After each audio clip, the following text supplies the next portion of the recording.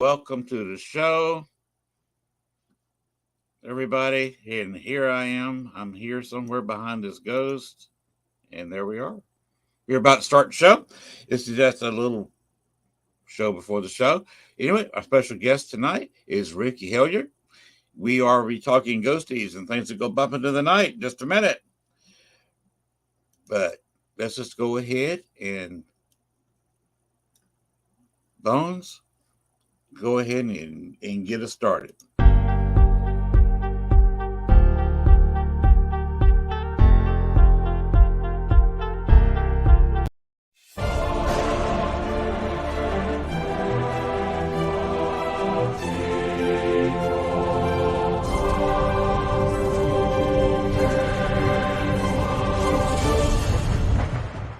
Warning: the following video contains strong language which may be offensive to some viewers and or inappropriate for children. The content within this video is intended for mature audiences only.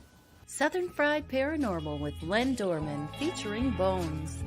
Catch us on Spotify, iHeart, iTunes, Spreaker, Facebook, Stream, and everywhere else you catch your podcasts. And of course, WLFD-DB.com. Now, from the backwoods of southeast Arkansas, right beside the Bayou Bartholomew, the longest bayou on the planet, broadcasting from downtown metropolitan Cane Creek Township, here is your host, Len Dorman. Hello and hello again. We are back. We are on a recorded show. I'm not sure when I'll be showing the show. I'm not sure when you're going to be watching it. But anyway, welcome to the show. Tonight, I'll be interviewing Ricky Hellard. And let me tell you a little something about him. He's a paranormal investigator, 17 years, runs a YouTube channel and Facebook page, Para-Realm Encounters, documenting all of his travels and paranormal journey.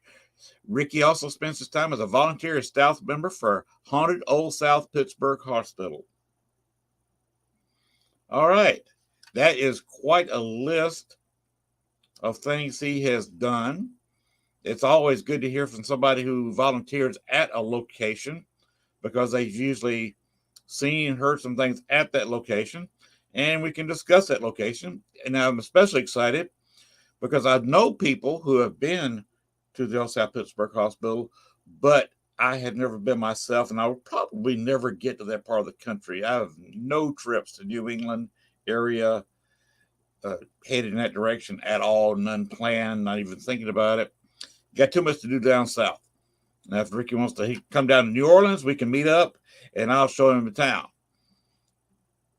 But right now, we're going to bring him out of the green room right about now. And hello, Ricky. What's going on, everybody? How's it going? Hey, things are doing great down here. Absolute beautiful day. The weather guy earlier this week gave this weekend a 9. The only thing kept it from a 10. It was a tad cool yesterday morning. Now, that's what kept it from being a 10. Can't beat that. It's another one of those Midwest teas, what I call it up here. You never know what you're going to get in May, because that's why I call it May up here, because you could get 70-degree weather one day and it'll be 20 degrees the next. So far, knock on wood, everything's blooming. So I lived in Chicago for 14 and a half years. You know all about that exactly I know all about it. Just depending on which way the wind blows. If the wind's blowing to the east, we'll get what's coming from the west, and sometimes that would be a little bit of warmth. You get it blowing off that lake, especially in the early spring, and the lake's still partially frozen. The water is at near freezing temperature. That's a cold wind. Oh yeah, right there on that water, that lake effect. Oh, it's unforgiving. Oh yes, yes. We have a lake effect here, but the lake's only about a mile across, so it's not that big a deal. That's not bad. No, we're surrounded by water. The property behind me's got a creek that splits into two, almost directly behind the house. I've got Cane Creek, the creek, Cane Creek. Cane Creek's the name of the area. So, but the actual creek of Cane Creek flows into the lake, and the Bayou Bartholomew also flows into and out of the lake. And the lake used to be a junction of the creek and the bayou. That's how they formed this man-made lake. They just built some levees and backed up both the bayou and the creek to form a really nice fishing lake and state park right here. And yeah, I have a state park and fishing literally at my back door. Yeah, you can't beat that. Walk outside. It's there. Hey, and I see deer prints all the time in my yard. Get a little bit of everything. Yeah. We have armadillos around here. We have coons. I have a possum once in a while. Of course, now down here we have plenty of copperheads. Oh, yeah. And a few rattlers. This close to the water, we have a few cottonmouths. But we do have the king snakes to kind of keep all that down. All hail the king snakes. Can't beat those. Those are good snakes. Yeah, I got one living under the house. Nice. I used to pick them up as a kid. Mom would freak out. Don't touch that. Mm-hmm. You got to know what you're picking up. You know, picking up a king snake's not that bad. Picking up a grass snake's not that bad. But you pick up a copperhead or a rattlesnake, you got issues. Well, let me ask you a question to start with. You live in Indiana, correct? Yep. Have you ever investigated the location in Atlanta? Which one? The hotel. The hotel. I've never had the chance yet, but a team of mine did some filming with my good friends Gavin and Paula, and I will say when I walked into it, it was already active. Like, I mean, even during the reveal, they had footsteps and stuff going on. A woman was talking upstairs. There was nobody up there. But I've been in the location, and I did kind of like a mini daytime investigation. It's awesome. It lives up to, I know Mike Couch, shout out Mike Couch, Lost Limb Foundation. Awesome dude. It is I had been there, and I was upstairs, and most of the people were downstairs, and they kept saying they heard footsteps. Somebody walking. I said, "Oh, did they have shoes on?" They said, "Yes, we can hear the clomp of shoes." I said, "Well, as you can see, I'm in my sock feet, so I don't make any noise." Right. And my feet were off the floor because I was sitting on a chair. I said, "I've been in this position for 15, 20 minutes. My feet have not touched the floor." And they said, we heard these steps just 3 or 4 minutes ago. I said, "Well, it wasn't not me." That's awesome. To me, that's like one of my favorite pieces of paranormal activity. When you start hearing footsteps, even if they're residual or if they're intelligent, and you know for a fact that it's not you, it's not anybody else in the building. It just lights that fire. It just makes it that much more exciting. It does. I did that at a local. You may have heard of Dumas due to the mass shooting there last month. Dumas, Arkansas, and they had an old hospital there. They built a new one about 10, 12 years ago, and I investigated the old one.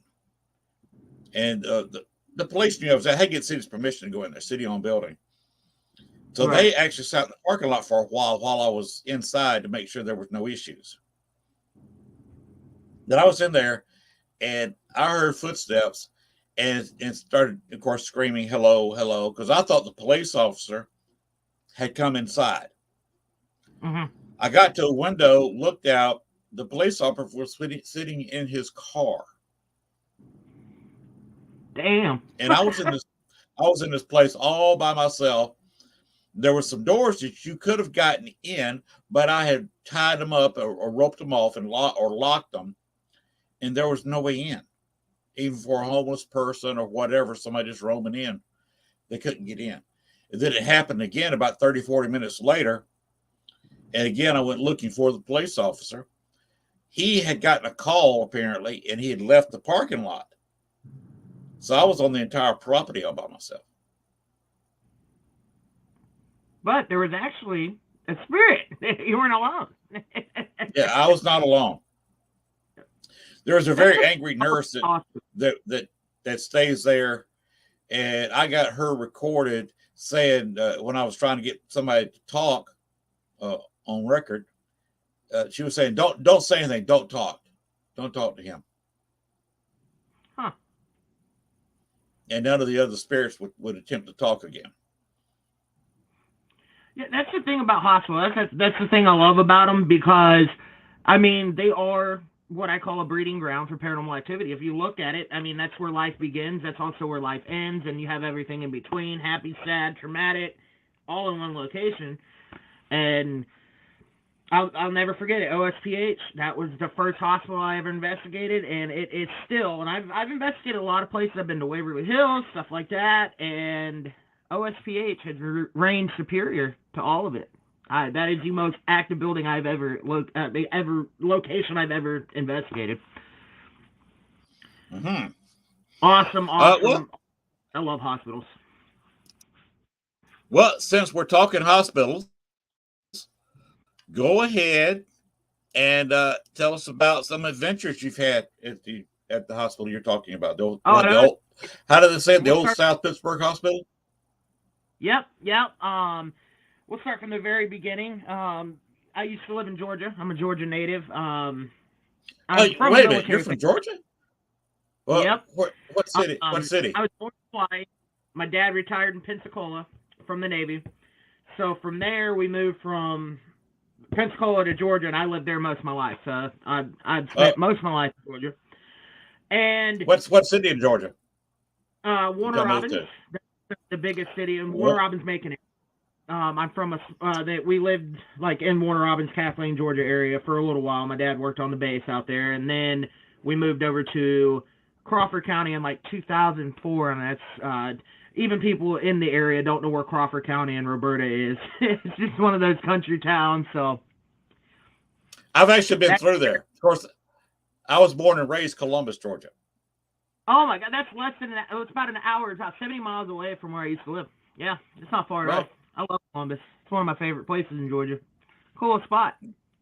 Yeah, born and raised there. Spent first 40 years of my life there until I moved to Chicago for 14 and a half, and lived down here for the last 6. Yeah. So I know where you're talking about. Yeah, you know exactly where that is. Yeah, I miss Columbus. Columbus is just one of those small towns where I don't know. I like it. Some people say they don't like it. That's actually one of my favorite places in Georgia. But so 2017, I was guessing with another team. They were talking about this old abandoned hospital. They knew the owner and whatnot, and I was like, oh man, that sounds wicked. Just based on the experiences and stuff, and I was like, oh, it'd be worth a check out. It's gonna be my first time. We had the privilege at the time, even though it wasn't safe to do so, we didn't know so, but we were allowed to stay there for. I literally spent 5 days. It was 5 days, 4 nights. I think something like that. I know it was a total of 5 days. We were at the hospital. I mean, completely locked in. The owner, she would come let us out. We had a key too, but we tried to get the full experience. We didn't want to leave. We wanted to experience it. Well, right from that very get-go of us walking in that building, the atmosphere then, compared to how it is now, we'll get to that in a second, but it's very, very intense. That place, I wouldn't walk around it alone in the dark. It was just that intimidating. I can do it now, but I'll get to how it changed in a minute. But it's very intimidating. From the get-go, you could just feel it. It's just one of those locations you felt watched 24/7. And from that moment, from stepping in, we had weird things happening, footsteps, disembodied voices, doors closing, doors slamming, smells, sounds, and all sorts of other things. And the first one that really freaked me out that I never experienced before, I was walking down, which is now, it's the main patient hallway area. It's past the nurse's station. And I'll never forget, I was going back to my room, and this is the middle of July.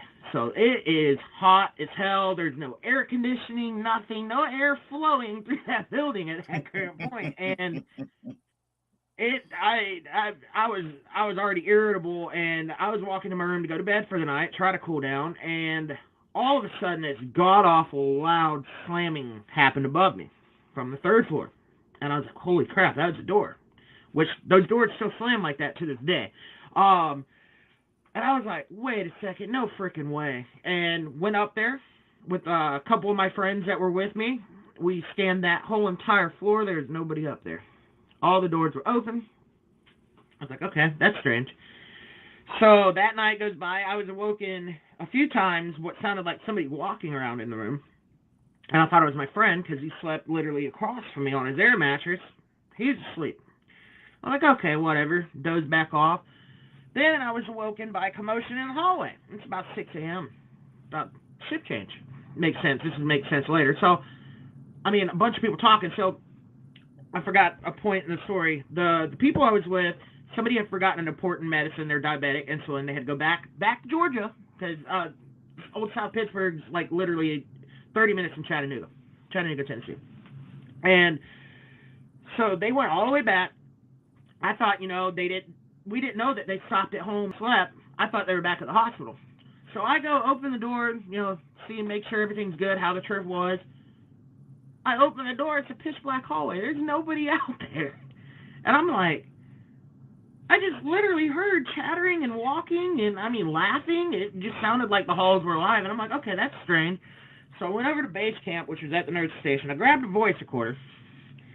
And right before I could hit record, I hear somebody high heels walking around the corner. I'm like, what the hell? So I just stopped. And and then it stopped. And I was like, wait a second. So then I messaged a woman that ran the building at the time. She's like, oh, that makes sense. Shift change. So I think there's a residual, but that happens a lot. We have both intelligent and residual at the hospital. Right. So right then and there, I'm like, holy crap, this is going to be an active. That was the first night. So long story short, the basic stuff, footsteps, door slamming again, disembodied voices. But the crazy thing, it was the last night we were there. This is the most crazy thing. That day, I was standing at the nurse's station. I was looking out the window where the couch and everything is now. I'm looking out that window doing an EVP session. I just had this urge to turn around. And as I turn around out of elevator shaft 2, there's only one elevator. The elevator has been completely, the wires have been cut. There's no electricity running to it.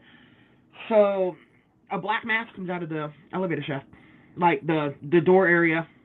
Literally takes the shape of a human and darts down the hall and hangs a left, which is Tri City Clinic area. Well, I'm like, holy crap, that was wicked, thank you, whatever. Well, that night, that same night, we went to we were locking the building up, getting ready to go to dinner. The elevator bell went off in the same area. So I was like, get the hell out of here, because I saw a shadow figure that same day in that same area come out. So I was like, it's got to be tied. That was crazy. Well, that wasn't the only thing. Oh, man.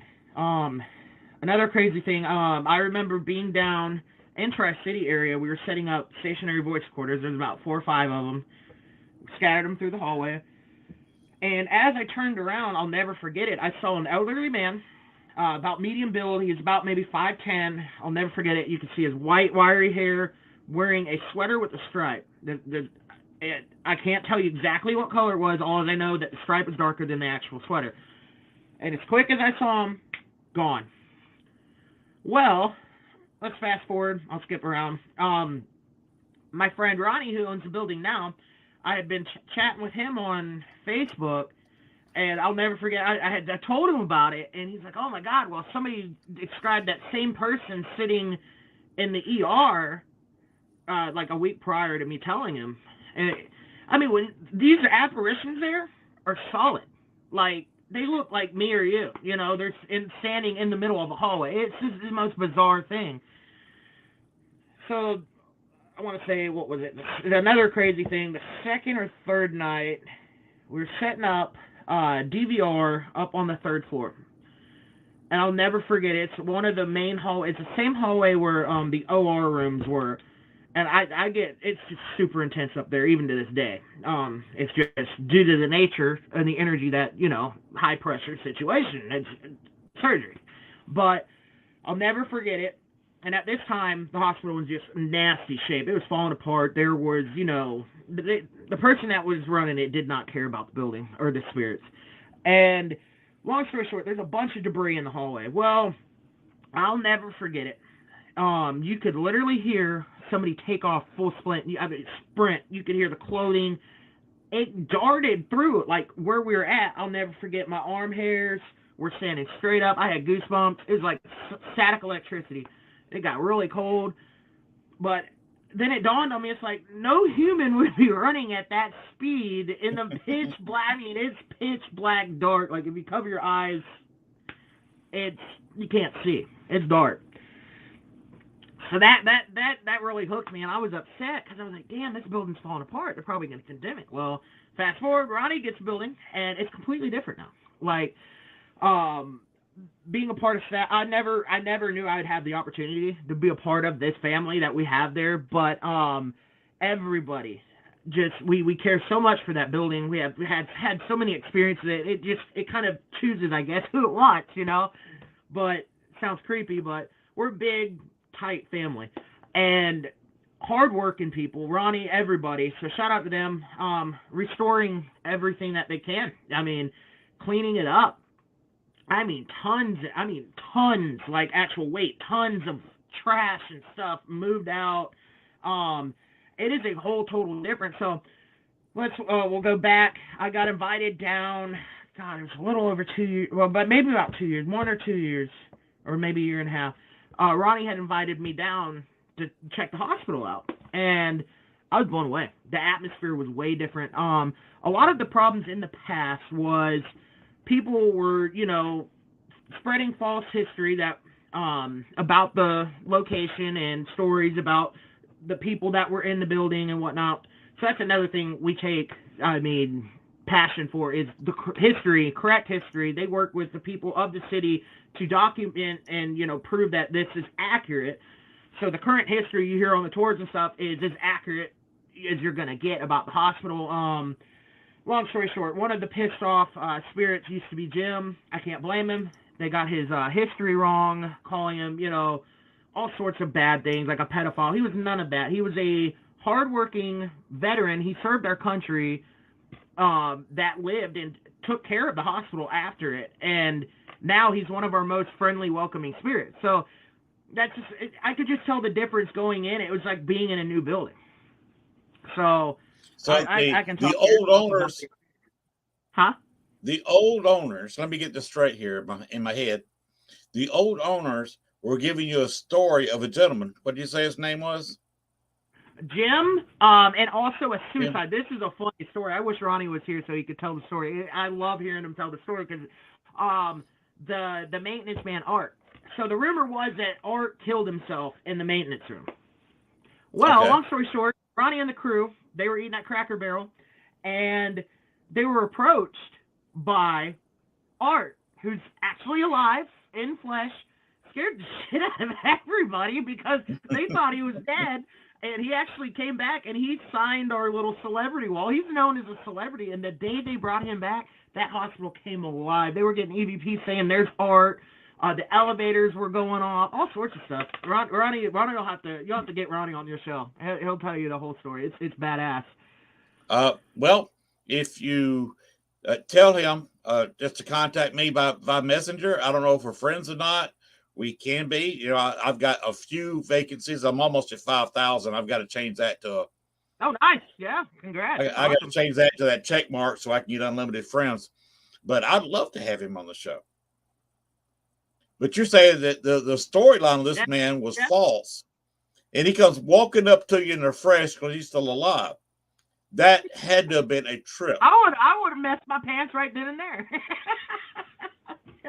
Yeah. Hopefully, everybody at the table, if I'd been sitting there, I would have been needing to wear brown pants. You know why you wear brown pants, right? Years and you're alive.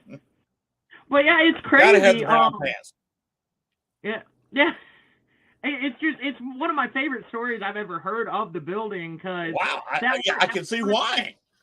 Yeah, it's one of the biggest stories that and Jim, he'll interact with you. I get it. He'll name drop you once we get to know. That's the thing I love about being a volunteer there, because the spirits get to know you just like, you know, you would get to know anybody else. That's what a lot of people forget. Intelligent, you know, people I mean, spirits were people too. So you change your investigation style up, and get to know them. The more you go, that's why it's so important to visit these places more than just once. Because when you're investigating one Right. time at night, people wonder why. That's what I They try were to tell people. death. It's kind of like going to a bar. You're not going to have Yeah. a really good time in a bar going in there one time. Because Right. Nobody knows you. You don't know anybody. You go in there once a week. People get to know you. And the next thing you know, you're talking to all the women in there because everybody knows your name. You're Yep. talking to the waitresses. You're talking to the bartender. And you're one of the group. Right. It's the same thing in a haunted location. They get Yep. to know your name, they know who you are, and you're having a good time when you walk in the door. Yep. And that's what I try to tell a lot of people when you get to investigating, there's nothing wrong with sticking to the book and asking the questions and stuff like that, but don't be afraid to step out of your comfort zone and stop investigating. Explore the location. That's like when I'm there, that's the technique I use because that's when I've noticed a lot of stuff. Like my best friend Ethan, he got the privilege of coming up for one of it was Brian and Rochelle and Mustafa, my friend Mustafa as well. Their meet and greet for Ghost Hunters after the show ended. It was so cool though. I mean, everybody, we came together. Ethan, he's got spinal bifida, and he's in a wheelchair, and I pulled him up on all 3 floors. It's easier to do it at Old South because they got the way it's set up. You can go in the ER for a 2nd floor and stuff like that. It's just easier. I only had to really pull him up 2 flights of stairs. It wasn't too bad. But I showed him. I was like, look, we're gonna kick the bucket with the textbook ghost hunting. I'm gonna show you what works, and we're just walking. I was telling him about the nurses on the wall. We have pictures of doctors and stuff. Rolling him down the hallway. All of a sudden, you hear something at the nurse station. He's like, what the hell? So then I pull him over closer to the elevator, and it sounds like the gears in the elevator, like somebody was getting ready to, come up on the elevator. So he's sitting there like, what the hell? And then we were sitting there at the nurse's station. You could hear people walking around. At one point, it was just me and him up there because this was during one of the breaks because they had just got done doing pictures in the ER, the meet and greet. And it was really cool because you could literally hear somebody walking around the corner, and he's like, wait, who's up here with us? I was like, nobody's up here. And I even pulled the walkie-talkie out, and I was like, yo, is there anybody in the crew room? Nobody. I was like, Brooke, because I thought Brooke had been up there. And I was like, you up there? I'm not even kidding you. About a minute later, she comes up the stairs. Wow. We're sitting there. And I was like, well, there's the answer. She just came up through the stairs. So who's up here? Nobody's up there. Just stuff like that. The craziest thing, the knocking that happens up there. I never believed really in the knocking until Old South. My friend Billy sitting in a chair, and we heard some knocks, and I was like, okay, somebody's messing with us. Well, he goes, and my back's against a cement wall, and there's a room behind me. So the rooms are actually joined. They share 2 rooms, share the same bathroom. So there's dual bathroom doors. So I'm sitting there, and Billy's like, well, if that was you, can you do it again? And I'm not kidding you, literally right behind me on a cement wall from the other side, you hear. Wow. I shot up. I was like, get the hell out of here. I said, Billy, go in that door. I'm going this way. We met up, and there was nobody in there. And I knocked on tried to knock on the cement. That wasn't it. It was actually the board that was in that room. It's kind of like a drywall material that was there that made the noise. And I'm like, get out of here. But I felt it through the wall. So that's not where it stopped. So there's a double door, literally right after that, that sits over here. I hear on the door. I'm like, get out of here. I mean, it's like happening out of nowhere. The stairwells are crazy. You can literally hear somebody walking up and nobody's there. Really? But the craziest thing Wow. that's happened to me as of late, well, 2 things, but I'm going to say this is the craziest, like, personal experience that I had somebody else experience with me. We were doing our little rounds, making sure the building, the everything's up to fire code and whatnot before we start the public event, make sure, exit signs and whatnot are fully operable. Well, long story short, I'm walking down the hallway, and I just got done taking pictures for my friend's meet and greet. something pulls literally forcefully pulls my lanyard of my camera, snaps it where I had it knotted, and it goes almost to the floor. I caught it right before it went to the floor, and I looked right then and there. I said, look, you can let us know you're here, but do not mess my expensive equipment up. That's ridiculous. And we started in, then I saw, it was Ronnie and the people that were doing the event. They were sitting at the nurse's station. Me and my friend, we go up the stairs. And as we're going up the stairs, something runs up behind us. I thought, one of my friends was pulling a joke on us. And I said, whoa, whoa, whoa, whoa. He heard it too. We all stopped and we waited. Nobody came within the threshold of the door at all. But it literally was on the stairs with us. Wow. It was insane. Things that happen there is... Wow. It's like, when it happens, it's like a movie. They're unbelievable. For a fact that, okay, this is not normal, but then you're like, okay, is it normal? And I'm losing my mind. It's everything you hear kind of in a book sometimes, like as far as people explaining paranormal activity, footsteps, it's got everything. I'll never forget I don't know, I'm not going to call this paranormal, it's just very, very strange. It started happening all of a sudden. It sounded like somebody regurgitating. I have it on audio. And you can hear it, a full dry heave, and then you'd hear people talking and all sorts of stuff like patient, the doctor to nurse or something. It's weird. We ended up finding the noise at one point. It was generating from the recovery room, the OR room. The theory is anesthesia and pain meds don't mix, so it makes somebody sick. So we don't know. I'm not calling it paranormal. It's just unexplained at this point. We looked for, any kind of animals or anything like that could possibly make noises like that. I've heard raccoons growl. It's not a bullfrog. It's not a raccoon. It happens every now and then. Sometimes it happens. Sometimes it don't. There's nights where the hospital's not really popping, but then there's nights where it's like, holy shit. Mm-hmm. Yeah, of course you're going to have some slow nights. You're not in any location. You're not going to get activity all the time. I mean, look at Waverly Hills. I know people that have had nothing happen to them. We all know Waverly Hills is haunted. I've known the same way about Bobby Mackey's place. Oh, I've been there too. I thought 2 or 3 different groups. So they walked in there and they got absolutely nothing. Yep. It was the night I went, but I did have an experience down in the dressing room area. It sounded like somebody doing a vocal warm up, like before a performance. Okay, it makes sense. That actually makes sense. Yep. And of course, the portal. The rumors behind that. We had some really weird energy. I'm not gonna lie. I'm talking 40, 50, 60 milligauss up higher, maybe in the hundreds. And it wasn't consistent. I can't explain it. Am I about to crawl in that damn hole and try to find out? No. Not with what's been rumored. I don't mess with the dark shit. All right. I hate to interrupt, but I need to run a little commercial. I told people I was going to run their little things here. So, you can hang around and make a comment if you want to. First one here is their Paracons. 8th Annual New Jersey Para-Unity Expo, July 23rd, this coming year. You see the group, Ghost Hunters, Ghost Brothers, Destination Fear, Chip Coffee, my good friend Dave Schrader. I have heard about Ghost Brothers. They're nice people. I've heard about good things about Chip Coffee. And I've been personally interviewed by Dave Schrader live. He's a great guy. And never so got that to meet him yet? I actually got to meet him when I lived in Chicago. He interviewed me for Darkness Radio about an incident at Bachelor's Grove Cemetery.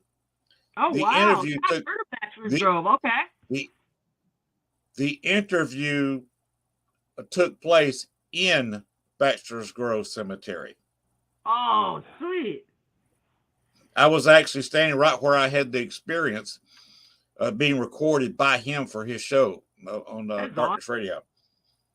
I've been to, you're talking to one of the very few people who really spent the night in Bachelor's Grove. I got dropped off by my wife at 5 o'clock in the afternoon. She picked me up at 8 o'clock the next morning. Damn, you grinded it out. I did mostly by myself. Now I had a guy who dropped by for an hour or two, and 1 o'clock in the morning I had a paranormal group come in that had never been there. So I gave them a tour like I would during the day, because I gave tours during the day. I gave them a nighttime tour like I would during daytime. They were there for about an hour, but the rest of the time I was alone in one of the most haunted little cemeteries in the country. That is awesome.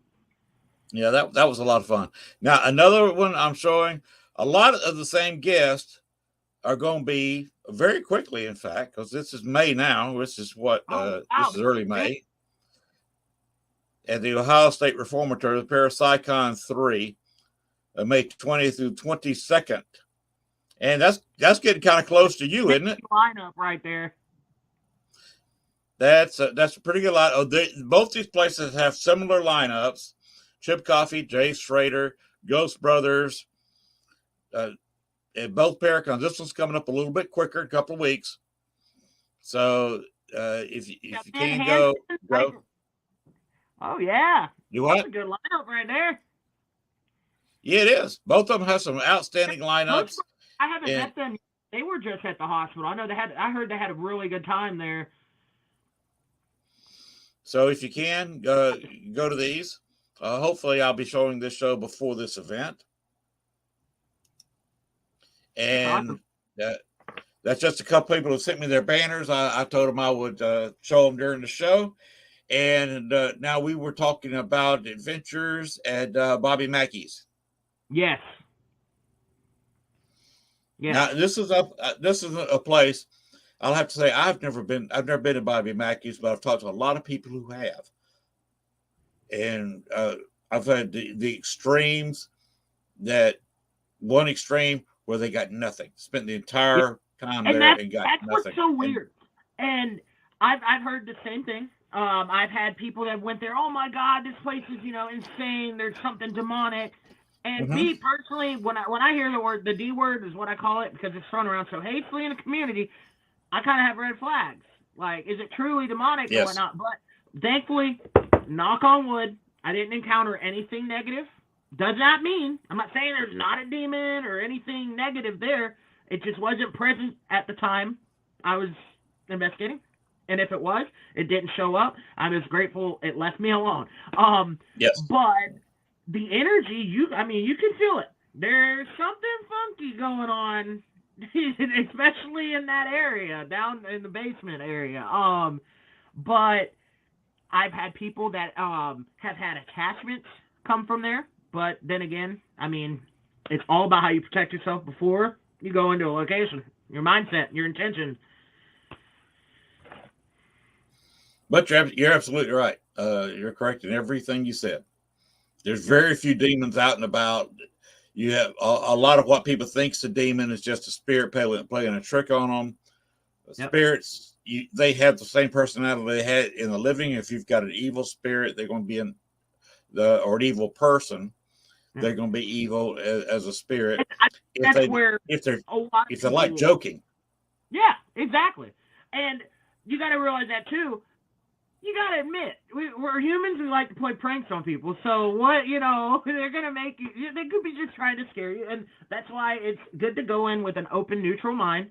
I like to go in blind, as blind as I can. I like to know a little bit of history, but I don't want to know the exact, because I do have some abilities, I've been told, and it's been proven. I'm more on, the empathic, and I'm also a clairaudient. I hear, I can also see, but I hear more than I see. So that can kind of really alter the investigation. And another theory I have on it, if you know too much, that's also a form of pareidolia. You're going into a location expecting this spot. Oh, somebody got shot, murdered here. You're already thinking that, and then you pull out a device, and you think you're hearing stuff that, might be communicating with the spirit sometimes, and you go back, and you're like, oh, wait, that didn't say that. So that's why I just like to go in blind, not know too much, and I've had a lot of success doing that. you got to watch your personalities too, because Oh they yeah, can sense your personality, i.e., they kind will of read feed your off mind, better than and you can create your own incidents. You can think in your mind, well, I hope this doesn't happen or this doesn't occur tonight, and it had never occurred at the spot. But Yep. to play But a joke on you or run you out of there or see how you react, they will recreate, make you think that this is occurring. They'll give you a sound that's moving and will send you off on a wild goose chase. And the whole time they're laughing at you. yep. Oh yeah. Oh yeah. They know what they're doing sometimes. And that's another thing too. If you look back and how people describe ghosts as demons, evil, it's taboo in a lot of religions. Communication with the afterlife. So that I think that plays a lot of the factor. And some of these apps, I see a lot of people. I'm not down in it. ITC, that can be a real tricky thing. It can be used correctly, and you can get some amazing results. Oh yes. But a lot of these like apps that aren't made by actual paranormal investigators and stuff like Ghost Radar and stuff like that, they're designed for entertainment purposes. That's they it. Read off Ghost Radar internet. is strictly entertainment. So it's just like I'm real kind of I've got a hybrid approach to investigating. I kind of keep it as old school and scientific as I can. And block out all my sensitive stuff. But that's kind of hard to do, though, because there's, like, locations I know when something's around. Something may happen to me. I may hear experiencing that other people don't. And that's what I used to think was crazy, especially with the clear audience. Waverly Hills was another investigation where I really showed the ability because I was hearing things other people weren't hearing, and you hear me tag it right after it happens, and you go back. I was doing that ever since I got into the field. My sister and my ex-brother-in-law thought I was crazy until they played quarterback. One thing about Waverly Hills, I'm kind of dating the date when I'm recording this show, but maybe something I shouldn't do, but I'm gonna do it anyway because it's my show. Right. This coming Thursday, live on my show, Ernie Pack. Yes, save Waverly Hills. Let's go. So you may want to tune in this coming Thursday at you're on Eastern time, so it'll be 11 o'clock at night. Or I guess you'll just have to catch a replay because you're at work at that time. That's right when I get home from work. Okay. Well, just tune in on my YouTube channel, CARC PS Lynn Dorman. And like, share, subscribe while you're there. Yep. And I'll have Ernie Pack this coming Thursday. And that's all we're going to be talking about is Waverly Hills. I've never been there, so I got nothing to add. So it's basically Ernie Pack's show for 2 hours. You got to get there. Once everything's settled with the issues that's going on. And for those of you that may be asking what exactly the best things to do is go to SaveWaverlyHills.com. It has everything that's going on. Ernie does a real good job. Tune into the show. Ernie's going to explain it, him and Denise. They are the foot soldiers, the leaders behind Charlie and Tina right now. They are busting their ass to get us back Waverly Hills. How it should be. But it is a must-check-out location. You got to go. The trouble is that I am a paranormal group of one. Arkansas is deep in the Bible Belt. There's only a couple of people even halfway participating in paranormal investigations in this entire state. Of course, the state of Arkansas only has 3 million people. It's a fairly good-sized state. Got 3 million people in it. Yeah. So it's crazy. I don't know who you can't do Waverly Hills by yourself. One, you can't afford it. No, it's too big of a location, and it can be pretty overwhelming. Those spirits, they're pretty active. I'm not gonna lie. Yes. Both times I've had really good nights. What are some of your other experiences in other locations? Anything outstanding? Let's talk Waverly Hills. Okay, let's go. Let's go. That is another one of my favorite locations. It lives up to the hype. What you see on TV does not do it justice. because that's where a lot of people forget. Of course, TV's, it's entertainment. They got to do stuff to keep viewers, but don't let that fool you. It is indeed very, very, very active, and it's a place, I mean, on every paranormal investigator's bucket list. It's something we hold near and dear to our heart. And I'll never forget the first time I set foot on the property when I pulled up. Just seeing that infamous building, like, it was breathtaking. I was, whoa. And my friend Ethan got to go with me the last time. He didn't get to go on all the floors, but I'm up on the second floor, so he got to experience it. Waverly Hills is just that spot where, yes, it's an active, infamous location, but a lot of memories and dreams have been made because of that location and how that location brings people together. But, I mean, with the connection with the living and the dead, I mean, it's insane. I'd have to say the craziest experience I had there, besides hearing the audible voices, I mean, for me, maybe some people couldn't hear them, but were more clear in when I've heard them than any location I've seen. That is definitely up there on the audio. Top 10 for me. Same thing with Old South Pittsburgh Hospital. I mean, it's like somebody's in the room with you, literally, or the room next to you. It's phenomenal. But it was the second time I went. This past time, Ernie and Beth, I had just got done investigating with them. We were up on the front part of the building that's open, and we decided there's some weird, funky energy coming from one of the nurses' station that was over in the back over there. And I was like, I want to check it out. I know it's funky, but there's something back there, and I'll never forget. At one point, we were down on the other end, and I literally saw what looked like the white hat nurses would wear in the, like, 1900s bobbing, and I could see the clothing, the light. It was this weird, I get goosebumps thinking about it. She was just bobbing like she was walking behind that nurse's station and just gone. We had a lot of shadow movement, like people peeking out and getting closer, peeking out and getting closer. It was weird. It was like out of a movie.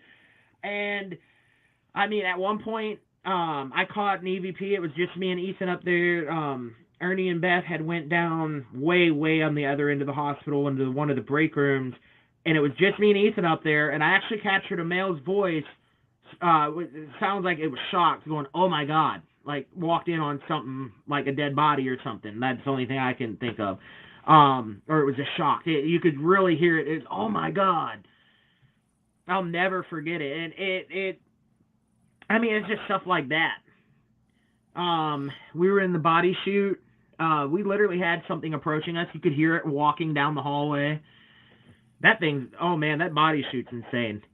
They have a light, so we'll turn the light on and go all the way down, and it's crazy. It's this little square. It looks so weird. It's a little, but you can literally watch people go from normal size down to like a tiny little mini G.I. Joe, like super, super tiny at the end of the thing. It's insane. But it's just so many things happen there. In the main area where the patients and stuff would be dropped off and came in, that night, another bunch of crazy stuff was the footsteps. It was like something was trying to draw me away from the group, and it did so. And as I got closer to it, like, I mean, I heard walking. Just like somebody walking full power walk. I'm like, I'm gonna go over there because it's me, Ernie. I don't know if Denise was with us, but there was a bunch of other people from the group we were with. And I got pulled away from the group. And as I was walking down the hallway, I heard people talking, having full conversations in rooms there's nobody in. It was weird. At that point, I knew what I was doing. I was like, no. I know what you're doing. I'm going back. Nice try.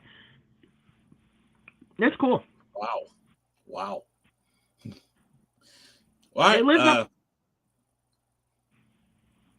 so you've been there how many times to Waverly Hills? Twice? I've been twice to Waverly Hills. And you've lost track how many times you've been in the old Pittsburgh Hospital. Oh yeah. I mean, God. Down as of late, I haven't been down due to work, but I mean, I try to get down there at least once a month when I can.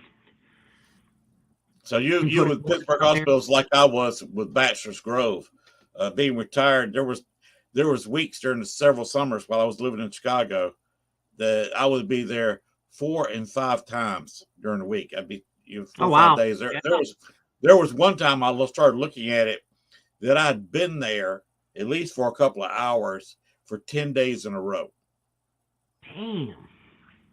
I think I the spent longest south was that in 2017, 4 to 5 days. That was because we could stay there. But when I go down now, it gets a little pricey because of hotel stay and stuff. right. But Bachelor's Grove was about 40 minutes from my house. oh wow. And of course, it's abandoned cemetery, no charge. So just all I had to do was have gas money to go, and whatever I would take down there to drink water or snacky or something. Right. That's awesome. Oh, by the way, just for your own benefit here, you've seen the white lady of Bachelor's Grove, right? The girl on the stone that Dave Kazmarek's group took the photo with using infrared 35 millimeter photography, used 35 millimeter film back in, I think, 91, 92. Oh yeah. If you look up those picture in Google, that picture was taken. I found out who that lady was. Really? Yes. Oh wow. It's Amelia Patrick Humphrey, and the reason she goes there is because her firstborn child is still buried in Bachelor's Grove. I've heard that story. Oh wow. Isn't that cool, I found out who it was, confirmed it, and got the child where the child could move around. The child died at 11 months and 4 days old. Oh man. And I got the child. I contacted the child and managed to kind of free it up so it figured out how it could move, because Amelia, the reason she was there crying sometimes or spending some time, she had to go in there and move the child herself, had to come get her. Oh. And I got the child where where the child could go to where the mother's buried, which is several miles away. The reason the one child's buried there in the Patrick plot in Bachelor's Grove is because the child died in 1865. Orland Park, which was started by her father, John Humphrey, their cemetery there was not open for burials till 1869. Wow. That's after the Civil War. Yeah. So the two of them got married in 1863. Their firstborn was born in 1864 and died sometime, don't know the month, in 1865. So I had to do all that research and traced all that down and got that done. That was a pretty good job. But yeah, I know what you mean about going to a location time after time after time. That's the best way to be. Oh, and by the way, Bachelor's Grove is nowhere near as haunted as it used to be. The Forest Preserve, which owns the property around it, and Cook County, which actually owns the cemetery, is keeping it cut down now. They put cameras up and where people can't go in and desecrate the graves. At one point, there was a grave almost dug up in there. There were witch things going on inside the cemetery. Yeah. People were gangs were tagging the stones. You put a stone upright, go to all the trouble to pick up a 300-pound stone and set it upright. They'd go in there and kick it over that night. Yeah, isn't that sad? Sure. And that's the thing. Yeah. It's a lot in Georgia. Up here, we majority of the time we can notify the police department of the cemetery we want to visit. Tell them, hey, we're so and so. We're going to be here from this time. We're also going to give you a call when we leave. And most of the time they'll be okay with it. But in Georgia, you can't be in the cemetery after dark. And what? That's the same in Illinois. Drugs, gangs, violence, thievery. Digging graves up, stuff like that. It's crazy. People ruin it. Yeah, and that's true with Bachelor's Grove. It's abandoned, it's not an official cemetery, but they kind of stopped it all. Plus, I got Amelia and her child, two of the primary daytime spirits, to move on and go see the world. I didn't tell them to move on and go to the other side. I said, you never led a very happy life. Go see the world. Yeah, and she is now going around other places with her children that's awesome. and traveling the world to see all these other places that she's heard people talk about, but she never got to see. Now she's seeing it as a incorporate spirit. So they're a lot happier now. Now, certain people, Dale can go in there and call her name a few times, and she'll pop back in and say hello. Mm-hmm. But Dale Castmere is one of the few people who can actually call her. Now, what I don't have to do is I got to shut it down. We're at 56 minutes, so I got to shut this show down because I can only record 1 hour. So let me get out of here, and we'll start another show. I'm gonna put you back in the green room. Can I use the bathroom? Yeah, you have my permission. Wait a minute, you got to raise your hand. Raise your hand. So you can go do your thing, and right. I'll go ahead and stop and start another show up in a few minutes because I got to run the air conditioner here at least 3 or 4 minutes, kind of cool it off. It's getting a little warm in here. Cool. All right, so I'll be back in a few minutes. And we can start, no great big thing. If you're 5 minutes away, that's fine. Give the AC that much longer to run between shows. Okay. And just tell the people we'll be right back as soon as I can retime the show. So We'll see you back in a few minutes. All right.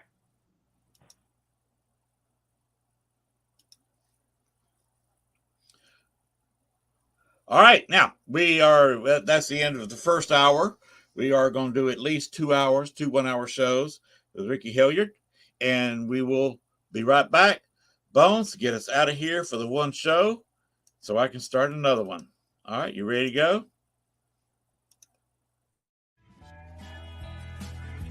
Thanks for watching our show. Be sure to tune in to next week as once again we journey way down south into Bayou Country for another heaping portion of Southern Fried Paranormal with Len Dorman and Bones. Make sure to like, share, and follow. Y'all come back now. You hear?